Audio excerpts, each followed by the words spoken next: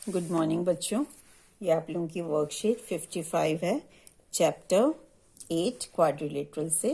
Topic है इसके अंदर मिड पॉइंट थ्योरम। बहुत ही प्रोमिनेंट थ्योरम है, बट ये अब इसका प्रूफ नहीं है हमारे सिलेबस में। एप्लीकेशन बहुत है इसकी, तो जस्ट हम क्या रिजल्ट है उसी को देखेंगे, ठीक है। उससे आगे यूज करेंगे इसको।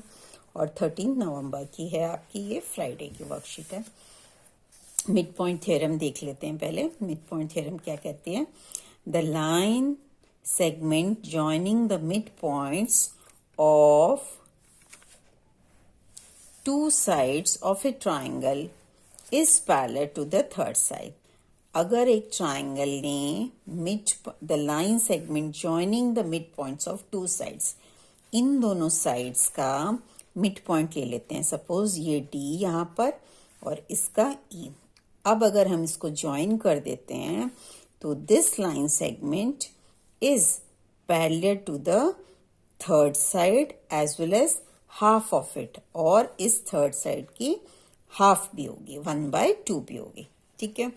तो अब रिजल्ट देख लेते हैं जरा। If D is the mid point of, ये बड़ी मैंने इजी लैंग्वेज में लिख दिया आपको, इसका मीनिंग पूरा का पूरा। If D is the midpoint of AB and E is the midpoint of AC, then DE is parallel to BC and DE is equal to half of BC. उसकी आधी भी होगी, हाफ भी होगी, ठीक है।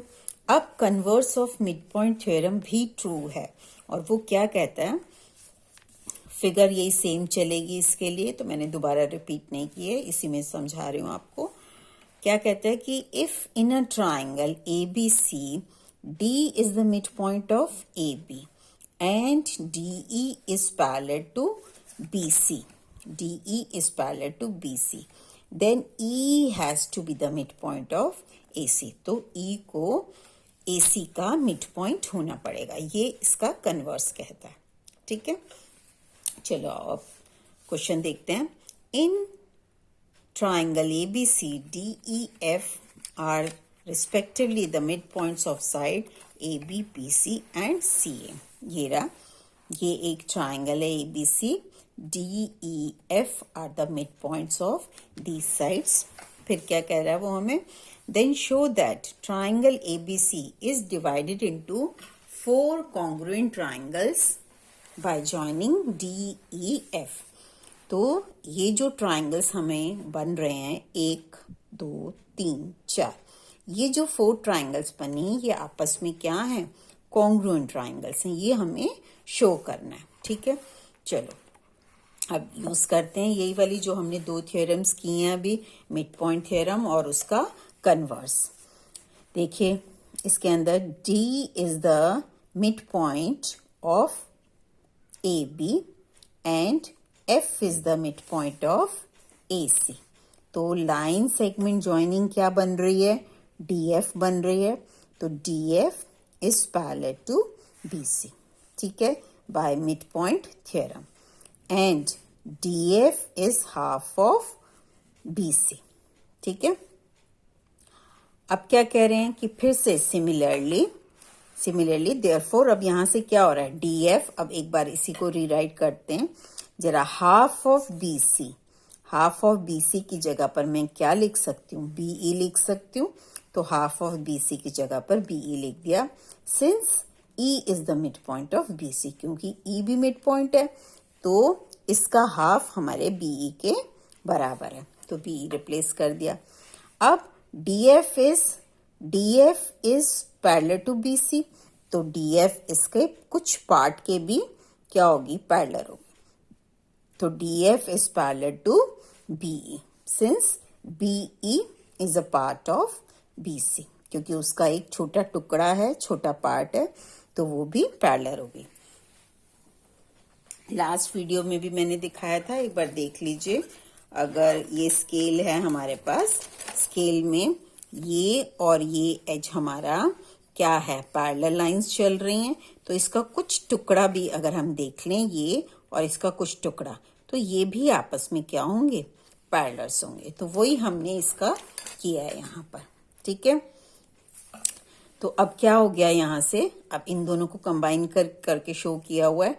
अब यहाँ देखते हैं जरा फिगर में, DF is equal to BE and DF is parallel to BE। तो क्या हो जाएगा, BEFD इज अ पैरेललोग्राम। कौन सी वाली उससे है, जो नोट नंबर हमने पहला किया था कि in a quadrilateral, if one pair of opposite side is parallel as well as equal, then it is a parallelogram। तो ये यहाँ पर आप नोट नंबर 1 की क्या लिख सकते हो, पूरी स्टेटमेंट भी डाल सकते हो। अब सिमिलरली अभी हमने ये वाला पैरेललोग्राम शो किया है, सिमिलरली क्या हो जाएगा, दिस इज ऑल्सो पैरेललोग्राम। क्या नेम है इसका, DECF इज अ पैरेललोग्राम।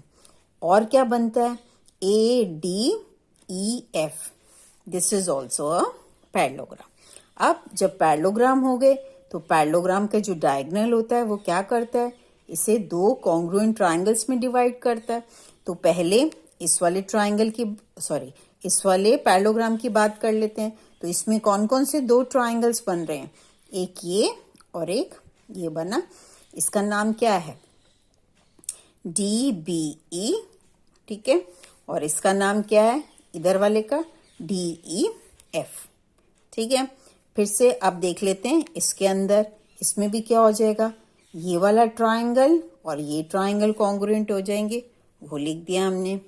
फिर ऐसे ही इसके अंदर क्या होगा, ये ट्राइंगल एंड ये triangle are congruent. And reason सबका क्या है, a diagonal of a parallelogram divides it in two congruent triangles. अब देखो जरा यहाँ पर इस साइड पर DEF चल रहा है, ठीक है। अब DEF कौन सा है, मिडल वन जो ट्राइंगल आ रहा है। तो ये ट्राइंगल इसके साथ भी, ये ट्राइंगल इससे भी कॉन्ग्रुएंट, ये इससे भी कॉन्ग्रुएंट, ये इसके साथ भी कॉन्ग्रुएंट।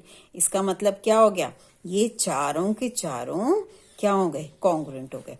तो this congruent, this congruent, this congruent, this, एक बार रीराइट कर लिया।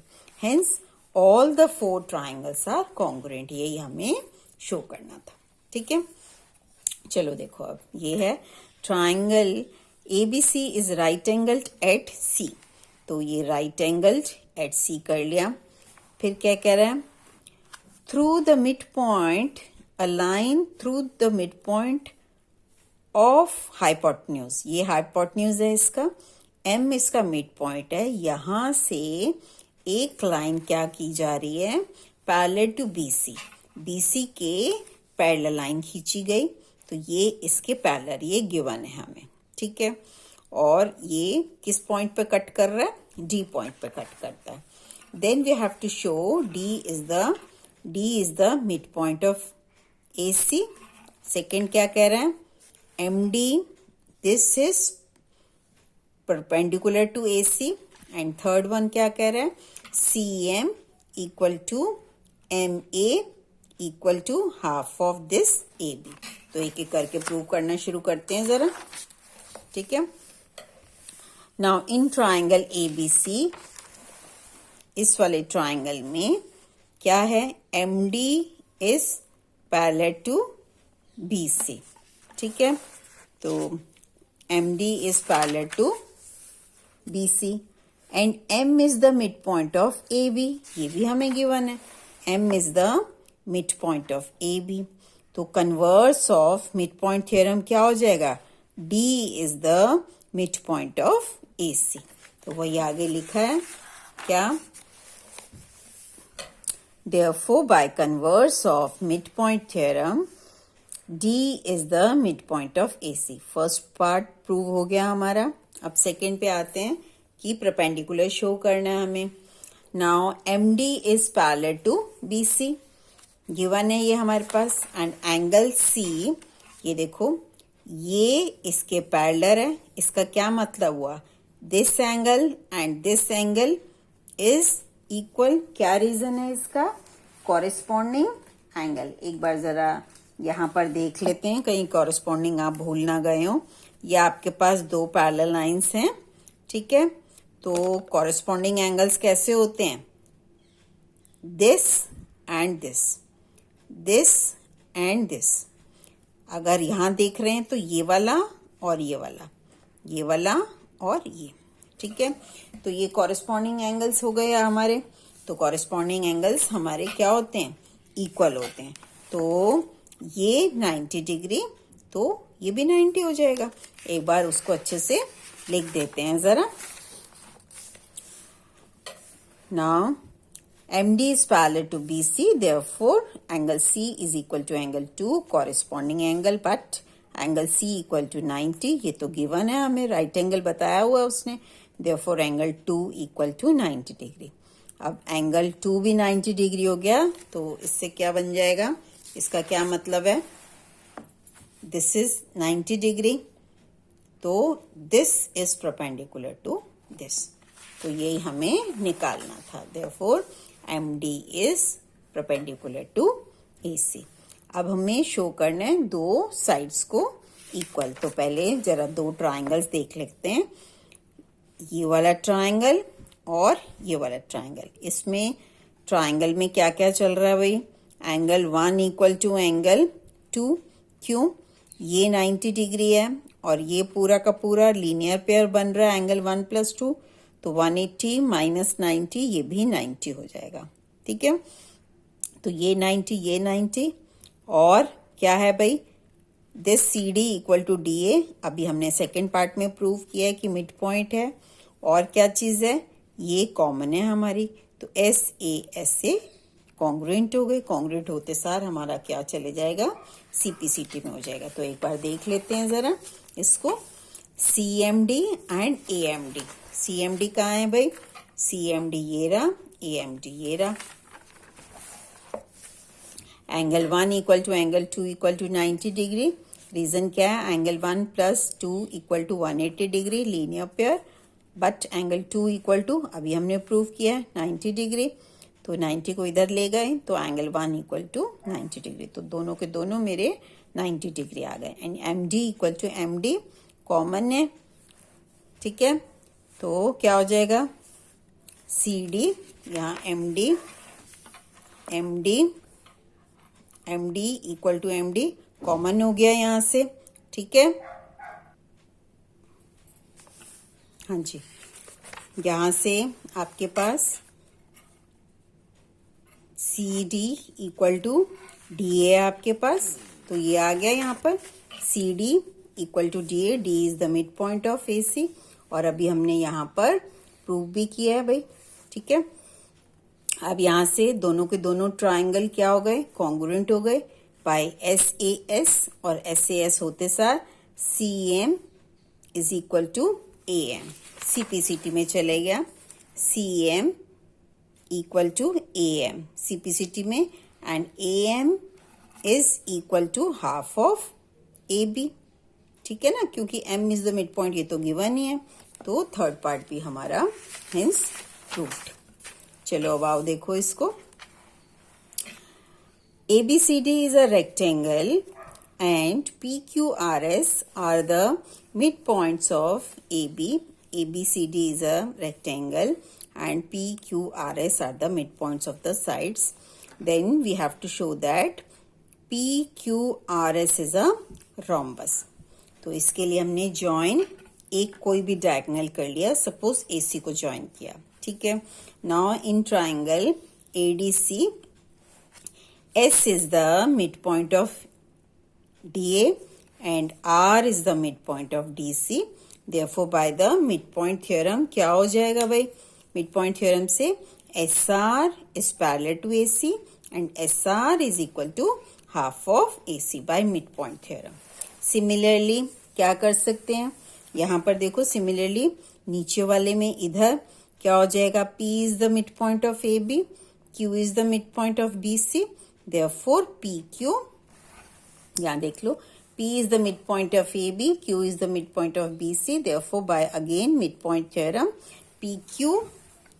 PQ is parallel to AC and PQ is half of AC. अब इसको जरा 1 डाल देते हैं यहाँ पर, ठीक है, और इसको 2 डाल देते हैं। फ्रॉम 1 and 2, यहाँ पर AC, यहाँ पर AC, यहाँ पर हाफ ऑफ AC, यहाँ पर हाफ ऑफ AC। इसका क्या मतलब हो गया कि PQ और SR तो रिप्लेस कर देंगे यहाँ पर। That means from 1 and 2 PQ is parallel to SR and PQ equal to SR. Now in quadrilateral PQRS क्या बन रहा है? This happens, इसको दोबारा से लिख देते हैं कि PQ is parallel to SR and PQ is equal to SR. तो one pair of opposite side is parallel as well as equal. That means PQRS is a parallelogram. इसका मतलब हमने ये शो कर दिया कि ये एक पैरेललोग्राम है। बट हमें रोम्बस शो करना है। रोम्बस का क्या मतलब कि एडजेसेंट साइड्स हमारी इक्वल होनी चाहिए। तो एडजेसेंट मीन्स ये और ये कोई एक पेयर दिखा देंगे हम। तो इस और इसको तो अब देख लेते हैं। ये वाला ट्राइंगल ले लेते हैं और ये ट्राइंगल ले लेते हैं। ठीक है, इसमें AP इक्वल टू PB जरा देख लेते हैं यहाँ पर। In triangle SAP and QPB, AP equal to PB as P is the midpoint of AB। और क्या है भाई, ये एंगल इक्वल टू ये angle A equal to angle B equal to 90 degree। Each angle of rectangle is 90 degree। अब AS यहाँ से देखो, AS equal to BQ। क्यों भाई? क्योंकि AD equal to BC है, तो half of their halves will be equal।